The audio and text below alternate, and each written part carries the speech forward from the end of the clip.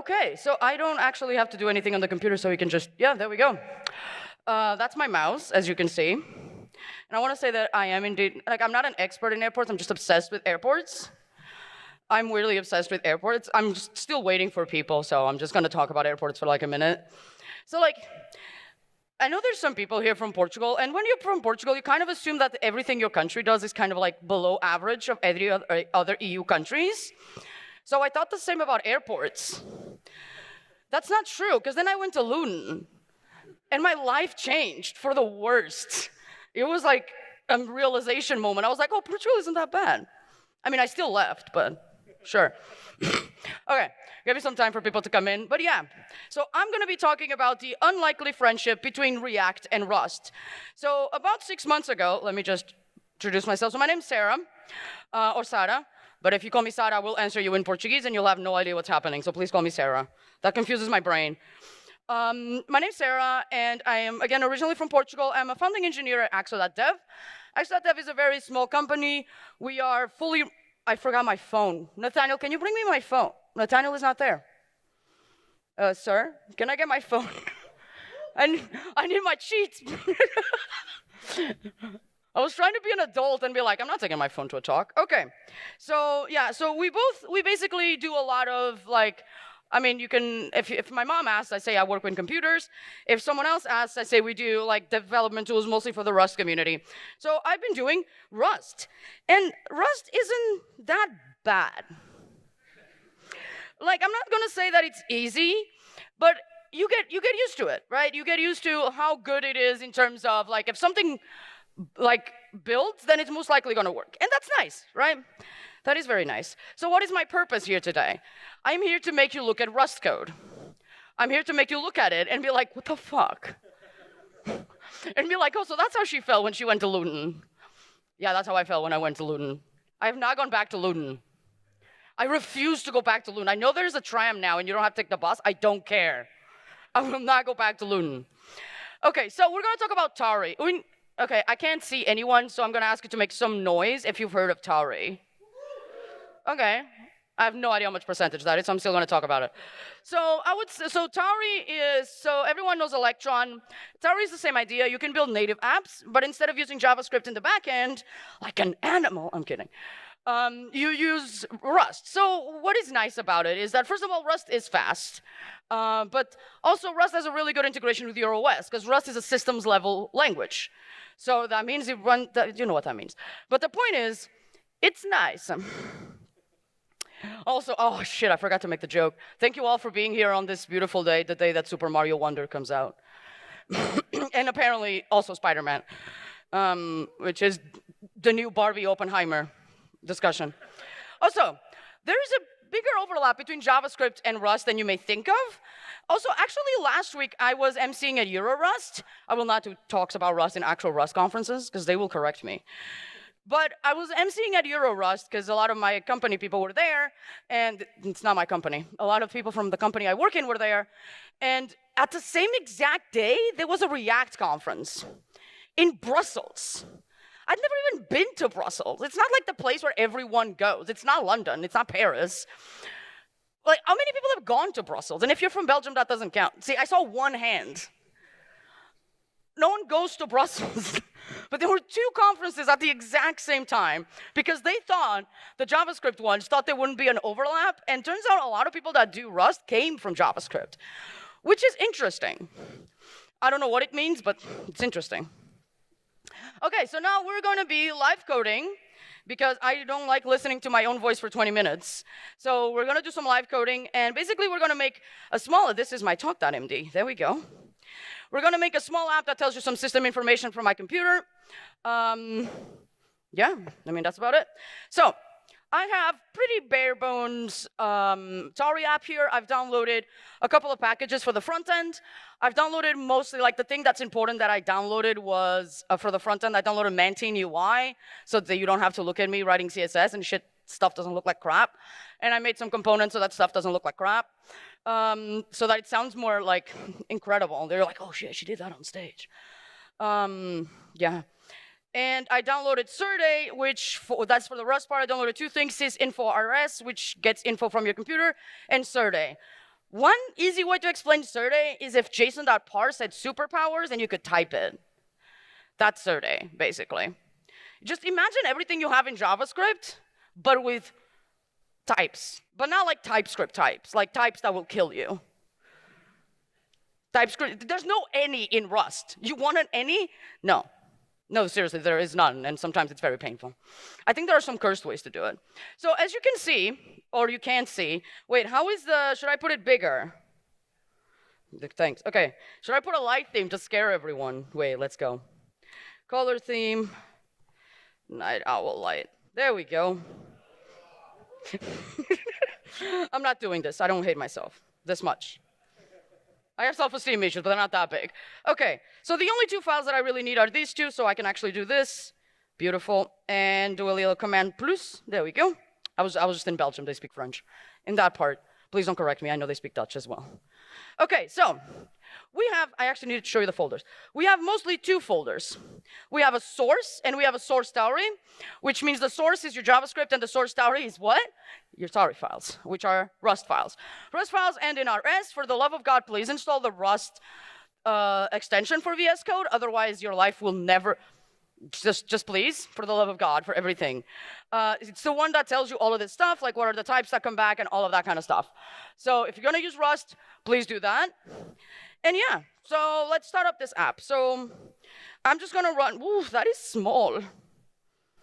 And that doesn't do anything. You know what? I'm just going to run yarn Tauri dev. I don't need this for anything else. Just pretend you can see it. What does that say? OK, so run yarn Tauri dev. Starts your, yes, does yarn dev.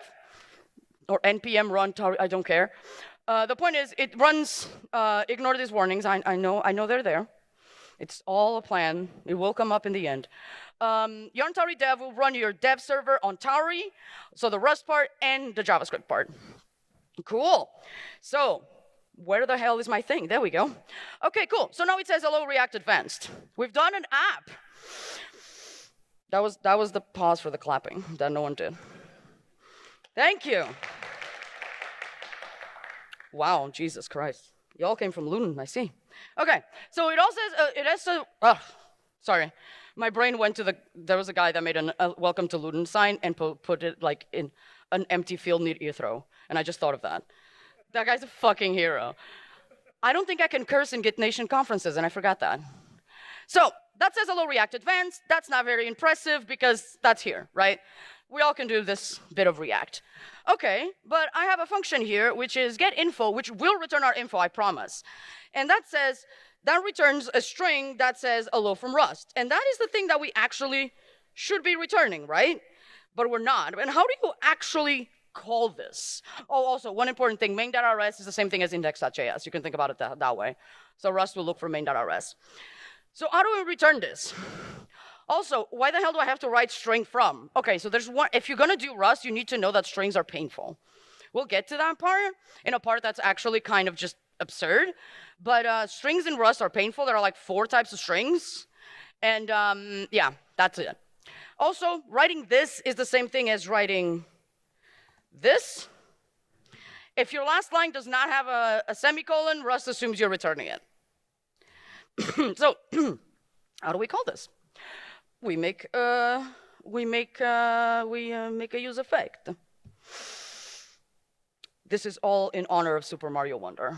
All of these voices. Okay, so I'm going to create a use effect called const. Why am I going to create a hook? Because that's how you hide your shame. Const use info, and whoop, there we go. And I'm going to call a use effect on the start of it, and I'm going to create a function called getInfo. So const getInfo equals blah, blah, and this needs to be async. There we go. Okay, cool. So how do we actually call Rust functions? And why is there an error in my Rust function? Oh, because I left this. Okay, cool. Okay, how do we actually call Rust functions? So there is there is a thing called invoke that comes from Tauri that you can use to call Rust functions. So all invokes are by default async. So that's why, yeah. So that's why this is, async. So let's first of all create some state. So const info set info equals use state. There we go.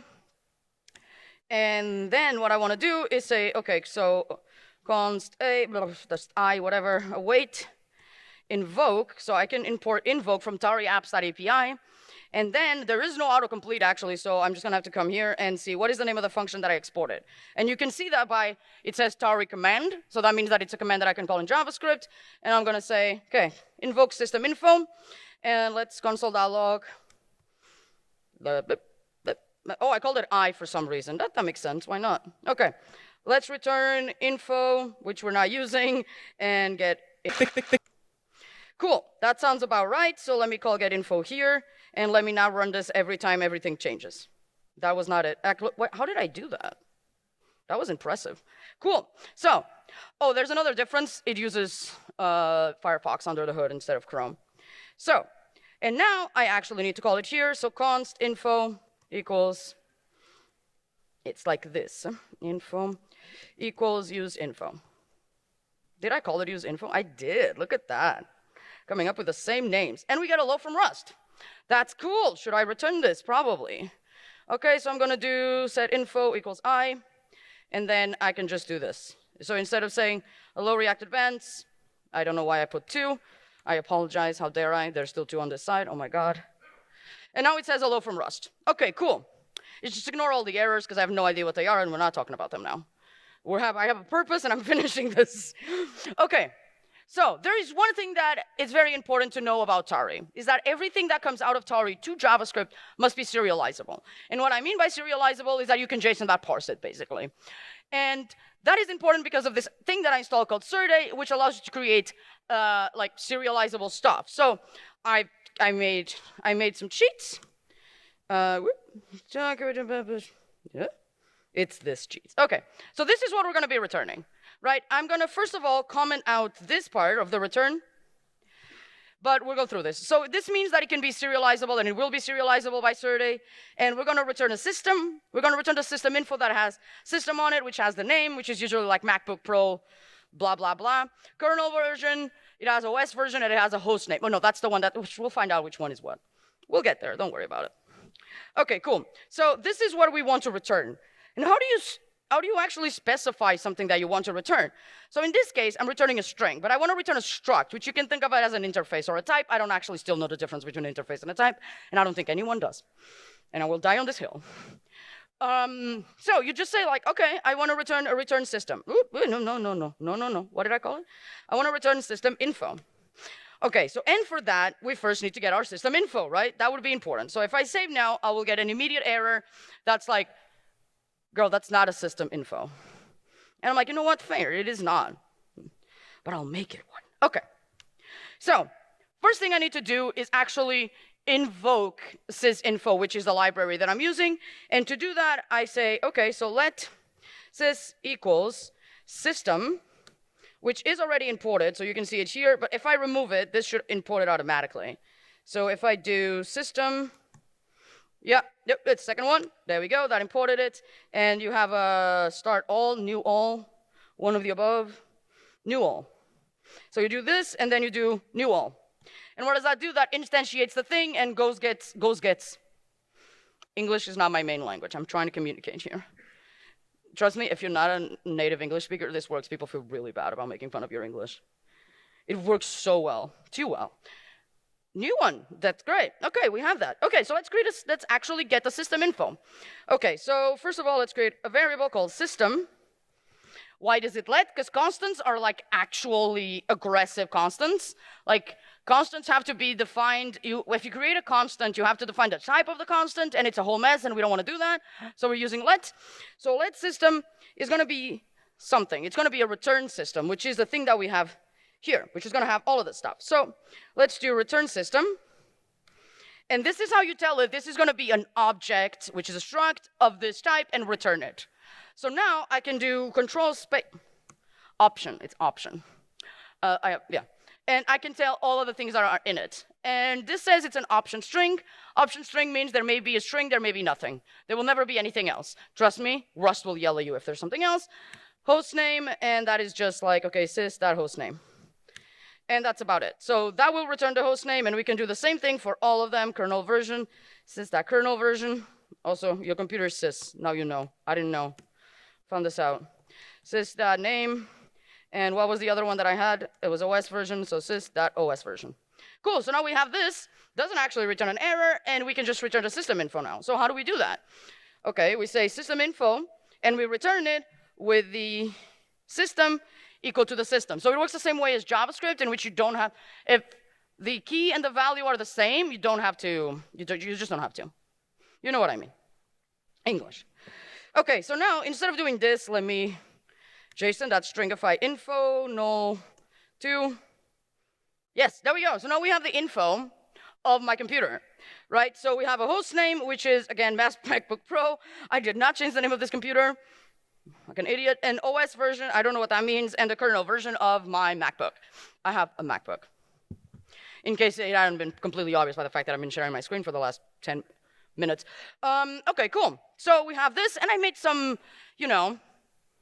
fancy-ass components. So let's just use the component that I already made, which is called system info, and then in here pass the info.system, and yes, I'm doing this, and then I'm doing this, and then I'm saving, and then there's an error because this is not closed. There we go, and this is not imported. So let me import system info from blah, blah, blah. Yeah, I know, I'm sorry. I thought VS Code would import it by itself. System info, and let me do the same thing for disk so we don't have to do this in a bit again, because it's awkward. Someone's standing in here, it's very awkward. So yeah, there we go. So we have my computer info with all of that stuff, and the last thing that I want to do, the crème de la crème, that's all my French. That is not even French. That was English with a French accent. Show you my disks. I only have one disk, not what's in my disk. I don't know what the hell that was. Okay. So we have this in every computer, and that returns, okay, so that returns an array, right? And what is an array in Rust? It's a vect. So let's say let mute, and if you say mute, it means this thing's going to change. Please do not yell at me. Let mute disks equals, okay, so vec like this. This is a macro. It's just a nicer way of writing vec new. I don't know if you can see my hands. But yeah, so now let's go for each disk. So I'm going to say for disk in sys.disks, I want to do something. And what I want to do is say disks.push. Yes, that is exactly what I want to do. And what do I want to push into it? I want to push a disk. So that's the type, and let's put this here.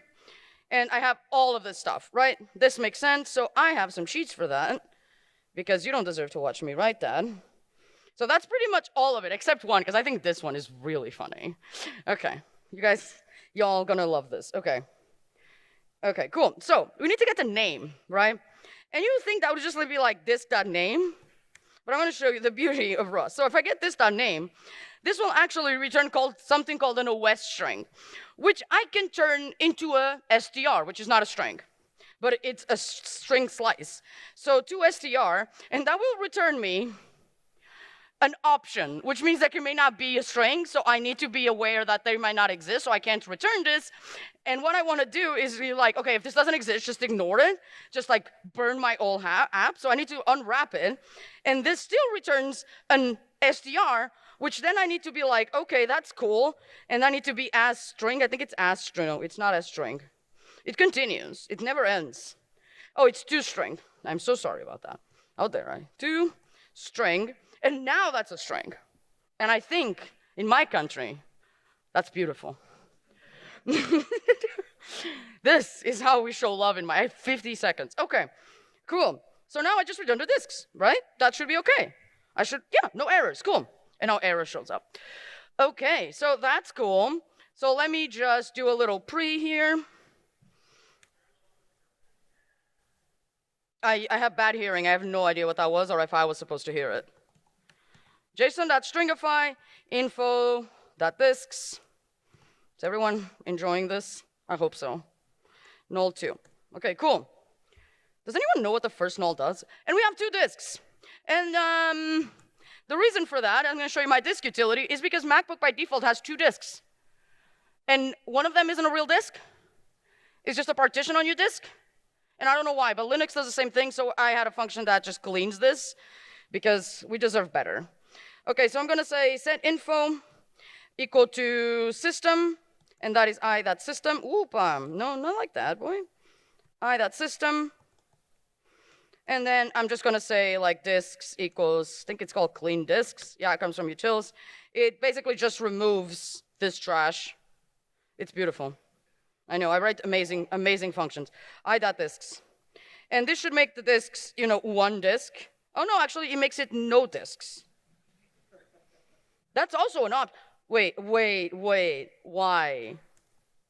Wait, why was that async? That is not, it's a filter function. Okay, I fixed that, so that's good. That was dope. Okay, so I have info.disks, and I have a little like component that does the same thing, so let me just say info.disks. I have 0 seconds. .map, let's speed run this. Okay, okay, there we go. No, I don't need that. I can't speed run it. I'm sorry, I failed you all. And then I need to do, okay, so this is the disk. Close it, and I should have a disk. In here, there we go. I have 59 gigabytes free. Wait. Thank you. The creme de la creme now, I have a get info. I'm gonna make a button real fast. I'm gonna speed run a button that on click, that's not a click. Okay, on click runs get info, right? So what this means is that it will reload all the stuff and get me all the new stuff. Beautiful. Did I save? Yes. Okay, cool. It says refresh. Okay, cool. So you probably cannot see this, but this is a very terrible SD card reader because I lost the one that was good that I had. Why is it orange? I don't know. But it has an SD card in it, and an SD card is a removable device that if I mean, everyone knows what an SD card is. So if I plug this little bad boy in here, and it works on my computer, okay, let's go. Do the thing. No? Yes, okay. It is from one of my retro handheld consoles. Yeah, I have like 5 of them. We don't talk about it. I'm great with cache. So, but the thing is, it's not showing up in here. So if I refresh now, we have 2 disks, just to make sure that it works. And this one has a little icon on it. I tried to look how to like eject them, and I don't know how. But that's about it, yeah. So with 0.0 seconds to go, I just want to say that if you want to check out the code, it is on that QR code, because QR code's made a comeback. And it is on my GitHub. Please feel free to download it. The code looks better on it, I promise. And yeah, thank you, and have a great day.